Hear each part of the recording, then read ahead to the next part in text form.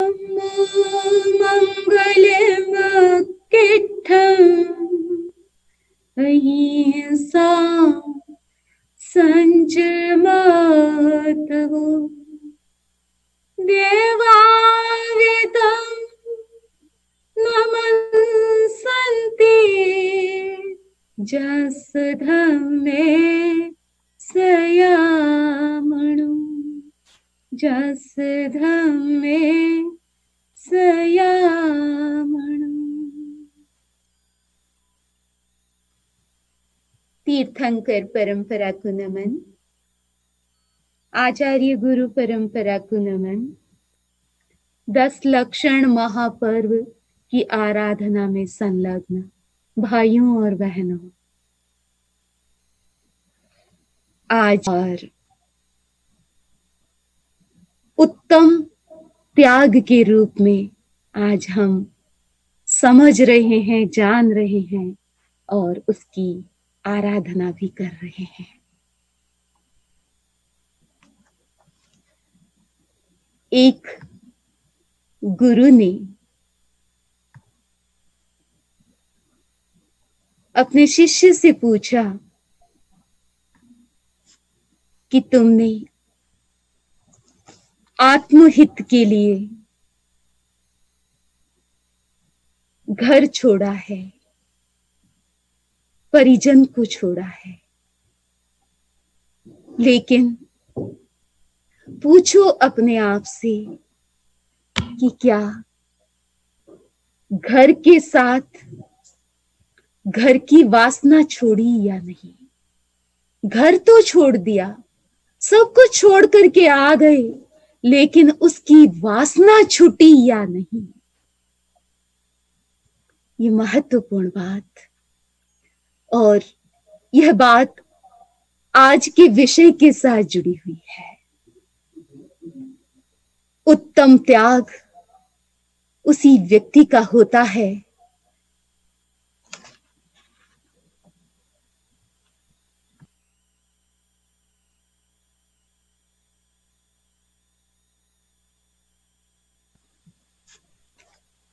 उत्तम त्याग उसी व्यक्ति का होता है जो बाहर के त्याग के साथ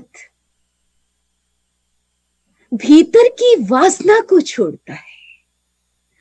अब ये शब्द है वासना, इस शब्द को समझना है क्या चीज?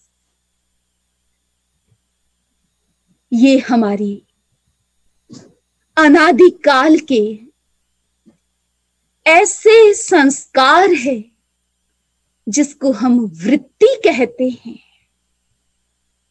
जब तक उस वृत्ति को नहीं छोड़ा जाता, तब तक हमारा त्याग उत्तम त्याग की कोटि में नहीं आता। इसलिए जितने भी तीर्थंकर हुए हैं, उन्होंने सबसे पहले वासना का त्याग किया, और उस वासना के त्याग के साथ बाहर जो कुछ था वो अपने आप छूट गया।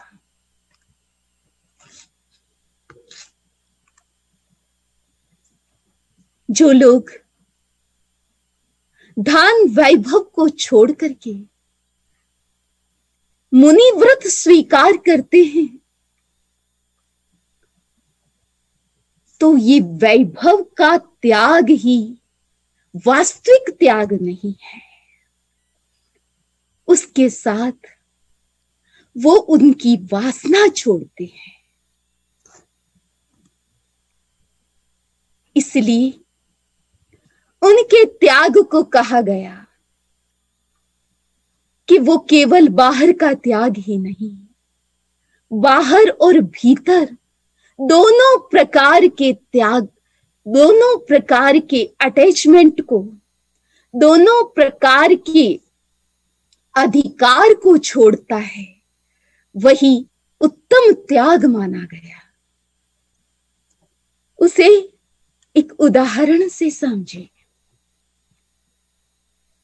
जो सर्प होते हैं वो अपनी कैंचुली छोड़ते हैं। कैंचुली का मतलब उसके ऊपर की स्किन। और जब उसका समय आता है स्किन छोड़ने का, तो वो छोड़ करके वापस मुड़ करके नहीं देखता, वो आगे बढ़ जाता है।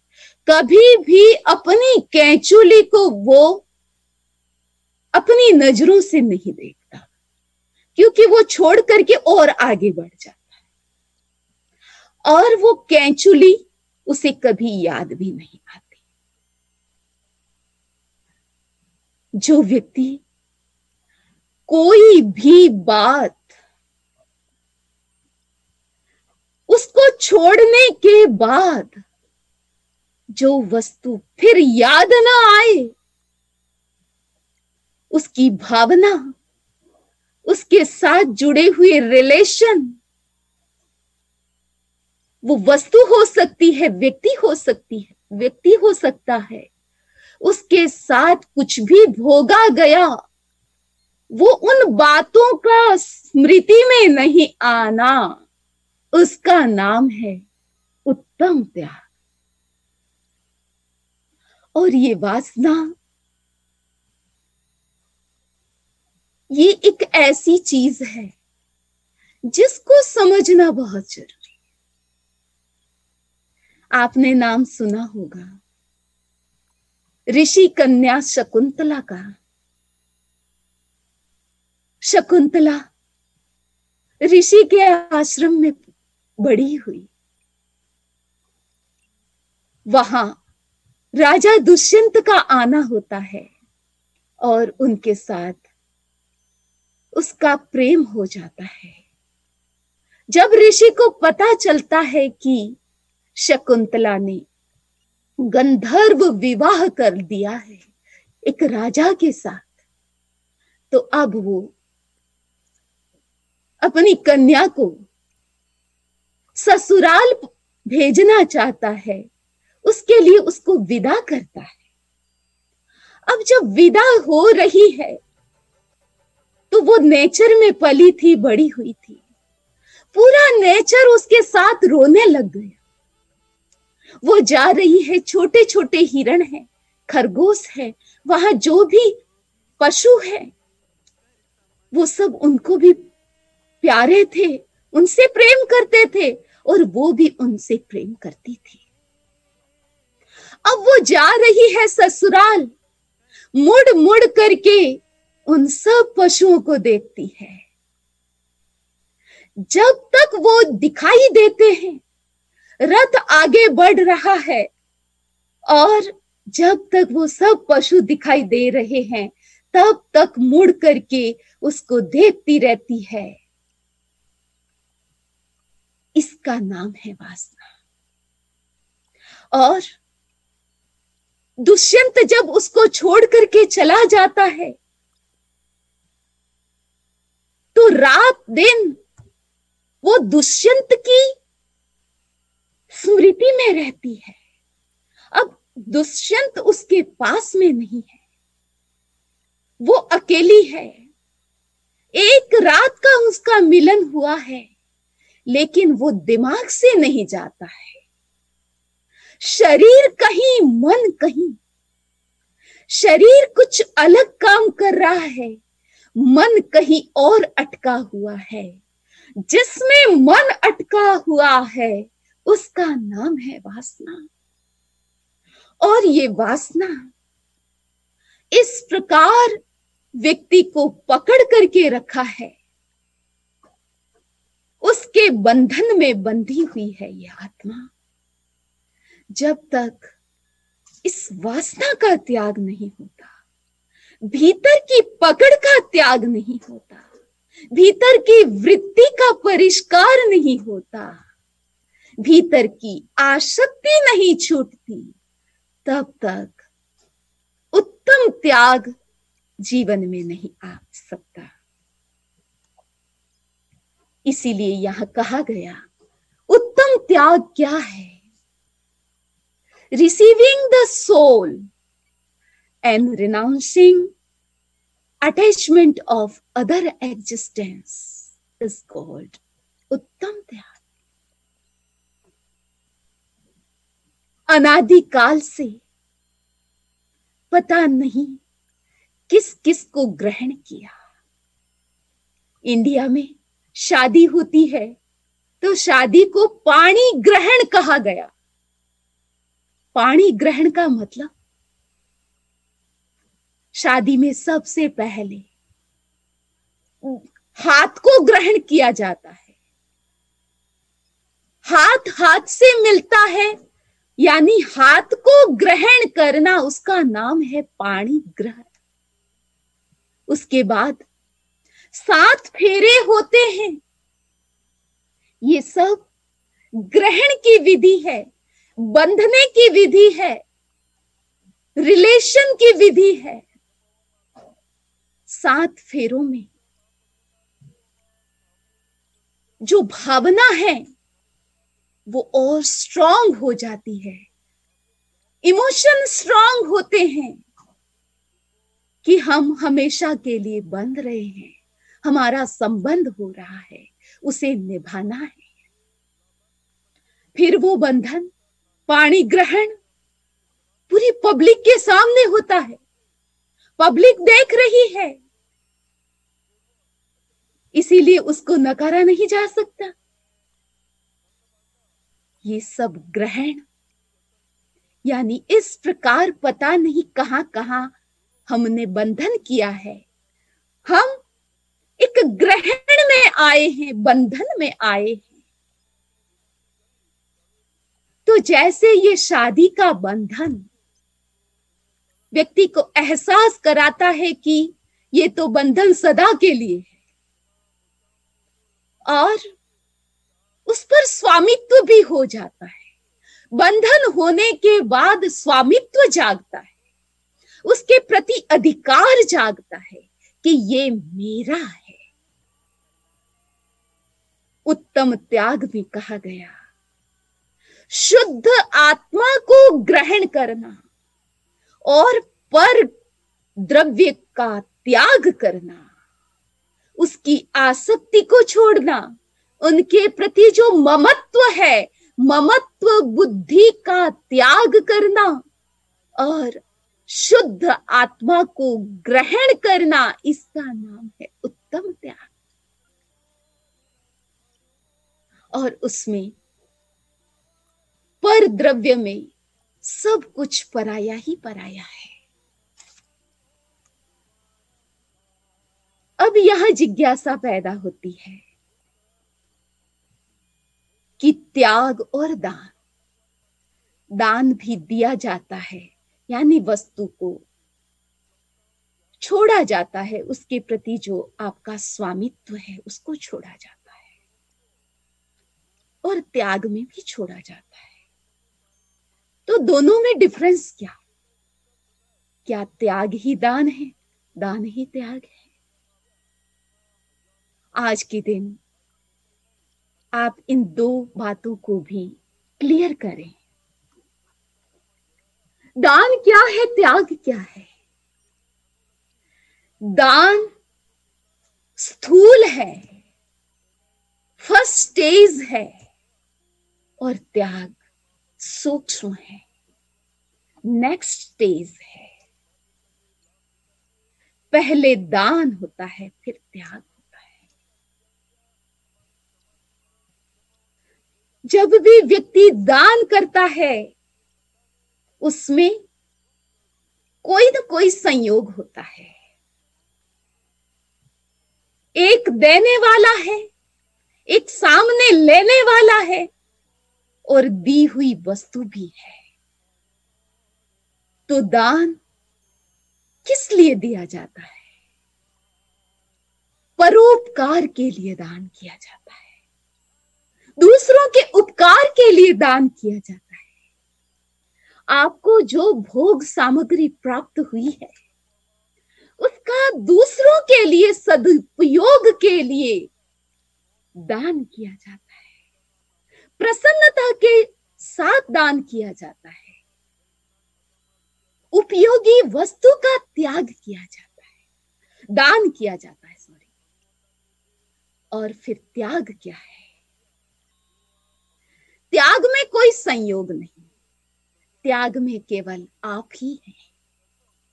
तो त्याग आत्महित के लिए होता है, दान पर हित के लिए। त्याग आत्महित, केवल आत्मा के हित के लिए त्याग होता है। त्याग का संबंध केवल आपके साथ है। दो शब्द है, आहार दान और आहार त्याग। आहार का त्याग, आहार का दान, दोनों में क्या डिफरेंस? जब आप आहार दान करते हैं तो आप किसी को देते हैं, और जब आप आहार का त्याग करते हैं यानी उस आहार का आप स्वयं संयम कर रहे हैं, त्याग कर रहे हैं। आपको फिर सेवन नहीं करना है, उसका नाम है आहार त्याग। दान पुण्य का कारण बनता है और त्याग शुद्ध धर्म है, पुण्य नहीं, धर्म है। इसीलिए त्याग शुद्ध मोक्ष का द्वार है, मोक्ष का कारण है, हेतु है।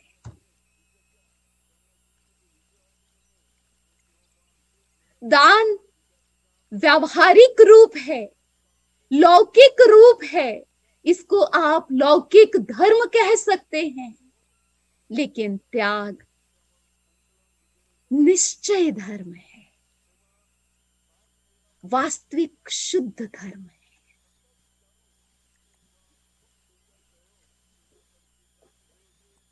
उदाहरण के माध्यम से समझने का प्रयत्न करें कि ये दान क्या चीज है, क्या करता है दान, और फिर दान से क्या होता है ये पुण्य, और फिर उसके बाद नेक्स्ट स्टेप क्या, वो त्याग। इसका सटीक उदाहरण हमारा जैन इतिहास, जैन हिस्ट्री का जीता जागता, सदा प्रेरणा देने वाला, गहरी प्रेरणा देने वाला, अनासक्ति की प्रेरणा देने वाला एक लाइव उदाहरण है शालिभद्र का। आप देखिए पास्ट लाइफ ऑफ शालिभद्र क्या थी। बीच में जो दान की वृत्ति आप देख रहे हैं, छोटा सा बच्चा है, गवाला है और पूरे संसाधन नहीं है, यहां तक कि खाने की भी पूरी व्यवस्था नहीं है। जीवन में पहली बार रो धो करके मां के पास खीर बनाई है, मां ने खीर बनाई है और खीर को वो ठंडा कर रहा है, इंतजार कर रहा है खाने के लिए। इतने में मुनि आए हैं, मुनि को देख करके दान के भाव जागे, भीतर के आनंद फूट पड़ा, देने की भावना, छोड़ने की भावना, भीतर की आसक्ति टूट गई, खाने का मोह छूट गया। जितनी मां ने खीर बनाई थी, अहोभाव के साथ, खुशी के साथ वो बालक मुनि को बहरा देता है।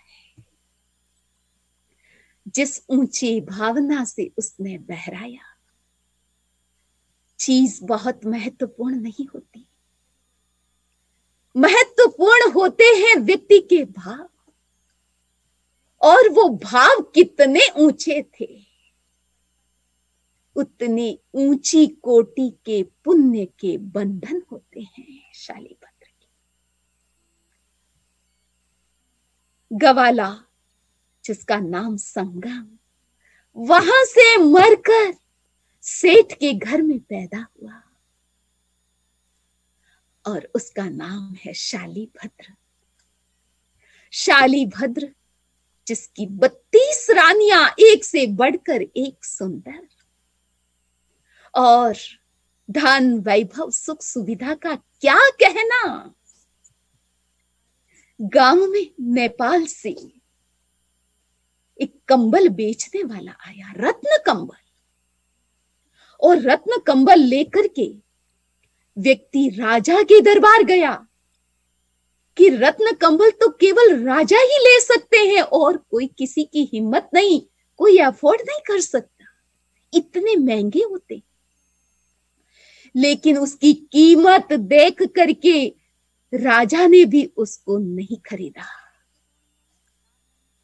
उदास होकर के, निराश होकर के व्यक्ति वापस जा रहा था कि हमने तो सुना कि ये नगरी बहुत धनवानों की नगरी है, लेकिन यहाँ सब गरीब रहते हैं, राजा भी गरीब है यहाँ का। उसको गांव की इस प्रकार निंदा करते सुनकर के शालीभद्र की मां भद्रा सेठानी, नाम भी प्रसिद्ध हो गया, जगत प्रसिद्ध हो गया, धन्ना सेठानी। उसने उस व्यक्ति को बुलाया और पूछा कितनी है? 16 है। सेठानी ने कहा और नहीं है क्या? उसने कहा अरे 16 कम है क्या? तो कि मेरे 32 रानियां हैं, बहुएं हैं, तो फिर सबको कैसे दे पाऊंगी? 16 की 16 रत्न कंबल धन्ना सेठानी खरीद लेती है। बेचने वाला आश्चर्य कर रहा है, कैसा इसके घर में धन वैभव है, ये क्या है? ये धरती पर ये महल है या स्वर्ग में पल रहे हैं ये? उसको बड़ा आश्चर्य हुआ।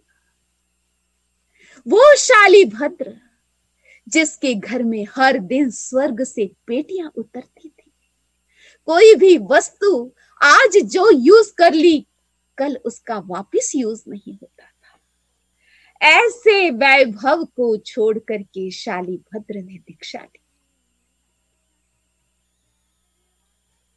और उनको सुन करके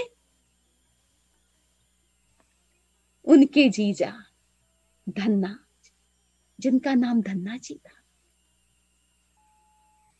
उन्होंने कहा, उनकी पत्नी ने कहा कि मेरा भाई हर दिन एक एक पत्नी को छोड़ रहा है, त्याग कर रहा है, और वो रो रही थी। धन्ना जी ने कहा कि तुम्हारा भाई कायर है, एक एक पत्नी को छोड़ रहा है। वीर तो वो होता है जो एक साथ छोड़ देता है। धन्ना जी की पत्नी ने कहा छोड़ करके देखो, कहना आसान है, बस पत्नी का कहना था और धन्ना तैयार हो गए। पहुंचे अपने साला के पास, उतरो नीचे, देरी कहां कर रहे हो, चलो दोनों चलते हैं। दोनों त्याग के मार्ग पर चल पड़े,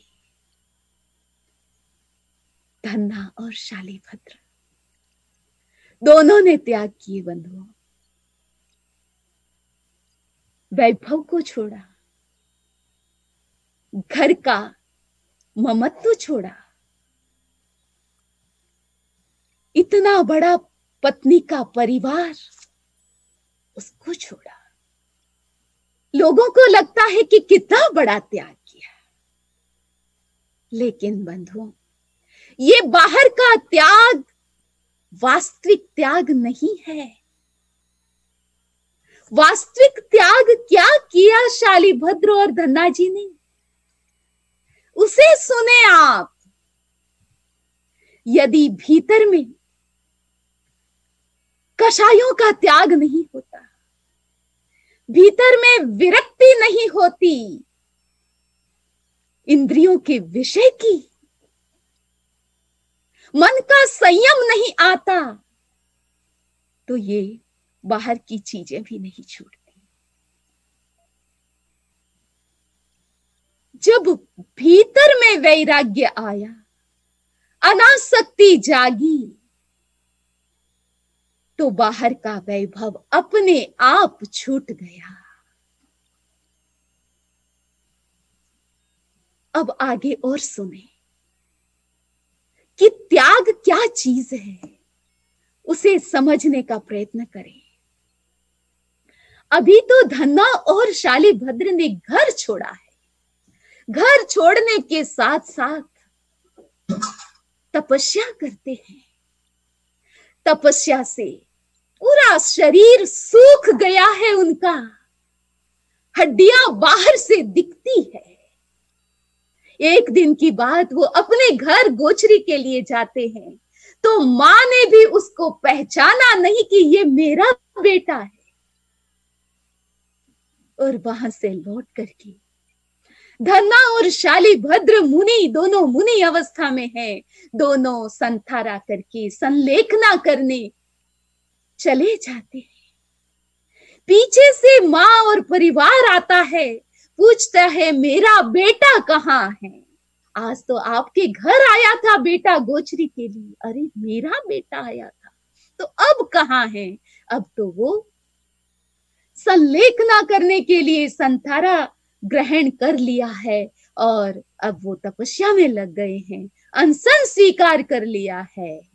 ये सुनते ही पूरा परिवार वहां पहुंचता है और अनुनय विनय करता है, एक बार हमको देख लो, एक बार हमारी वंदना स्वीकार कर लो। आप देखिए त्याग किसका नाम है? धन्ना, जैसा उनका संकल्प था वैसा ही उनका त्याग था। भीतर का त्याग था, बाहर का त्याग वो कब से कर चुके थे। बाहर की वस्तुओं का त्याग वो सर्प की तरह कर चुके थे। जैसे सर्प कैंचुली को छोड़ता है, वैसे वो पूरे परिवार को छोड़ करके आए थे, वापिस स्मृति में भी नहीं लाया होगा। लेकिन अभी आप देखिए कि सब अनुनय विनय कर रहे हैं, लेकिन अंश मात्र भी राग धन्ना जी मुनि के नहीं आता है। और हल्का सा राग शालिभद्र के भीतर में, हल्का सा राग आया। आप देखिए कि उत्तम त्याग क्या है। उत्तमता त्याग है द्वेष और राग का पूर्णतः त्याग करना, इसका नाम है उत्तम त्याग। और उत्तम त्याग के धारक हमारे जिनेश्वर होते हैं। इसीलिए कहा गया कि सब जिनेश्वर राग द्वेष परित्यागी होते हैं। तो धन्ना ने राग को त्याग करके मोक्ष को प्राप्त किया और शालिभद्र के जीवन मुनि की अवस्था में एक हल्का सा त्याग, राग का भाव ला करके वो मोक्ष से वंचित रहे, अनुत्तर विमान में जाना पड़ा। इस उदाहरण से स्पष्ट हो जाता है दान क्या है, त्याग क्या है, बाह्य त्याग क्या है, वास्तविक त्याग क्या है। आज हम उत्तम त्याग की आराधना कर रहे हैं बंधुओं। ऐसा उत्तम त्याग जैसा धन्ना मुनि ने प्राप्त किया और उससे मोक्ष प्राप्त किया। हमारे जिनेश्वर जितने तीर्थंकर हुए हैं उन्होंने प्राप्त किया। ऐसा उत्तम त्याग हम भी उसकी अभिलाषा करें, उसकी भावना करें। ऐसा उत्तम त्याग हमारे जीवन में भी आए, इसी भावना के साथ। ओम अरहम।